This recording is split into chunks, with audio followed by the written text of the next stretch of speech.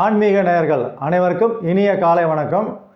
நவகிரகங்களில் தலைமை கிரகமான சூரிய பகவானும் அந்த சூரியனையே அடக்கி ஆளுகின்ற கிரகமான குரு பகவானும் கல்விக்கு அதிபதியாக வரக்கூடிய புதன் பகவானும் 3 கிரகங்களும் சேர்ந்து லக்னத்தில் இருந்து திரிகோணமான லக்னம் 5ஆம் இடம் 9ஆம் இடம் இந்த 3 இடத்துலையும் பார்த்தீங்கன்னா இந்த 3 கிரகங்களும் சேர்ந்து அந்த ஜாதகர் பிறந்த லக்னத்திற்கு 5ஆம் வீட்டு அதிபதியும் 9ஆம் வீட்டு அதிபதியாக வரக்கூடிய கிரகங்களும் நல்ல விதமாக இருந்து இந்த 3 கிரகமும் சேர்க்கை பெற்ற அந்த ஜாதகர் எந்த தொழில் செய்தாலும் அதில் தலைமை பண்பு உள்ளவராக ஜாதகர் திகழ்வார்.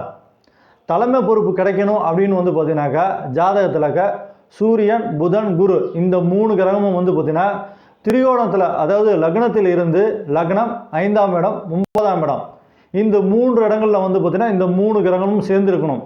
மேலும் பார்த்தீங்கன்னாக்கா அந்த ஜாதகர் பிறந்த லக்னத்திற்கு 5ஆம் இடம் 9ஆம் இடம் 5ஆம் வீட்டு அதிபதி 9ஆம் வீட்டு அதிபதி அந்த கிரகங்கள்லாம் நல்லபடியாக இருந்து மேலும் இந்த 3 கிரகம் சேர்க்கப்பட்ட ஜாதகருக்கு அவர் எந்த தொழில் செய்தாலும் அதில் பார்த்தீங்கன்னாக்கா தலைமை பொறுப்பு அந்த ஜாதகருக்கு கிடைக்கும்.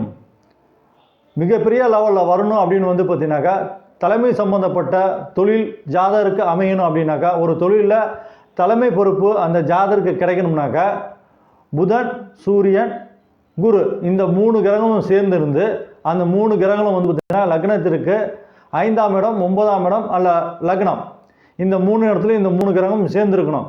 மேலும் அந்த ஜாதகருக்கு திரிகோணாதிபதிகளாக வரக்கூடிய கிரகங்கள் 5ஆம் வீட்டு அதிபதியும் 9ஆம் வீட்டு அதிபதியும் நல்ல நிலைமையில் இருக்கணும். இந்த மாதிரி கிரகம் அமைப்பில் பிறந்த ஜாதகருக்கு அந்த ஜாதகர் எந்த தொழில் செய்தாலும் அதில் தலைமை பொறுப்பு அந்த ஜாதகருக்கு கிடைக்கும்.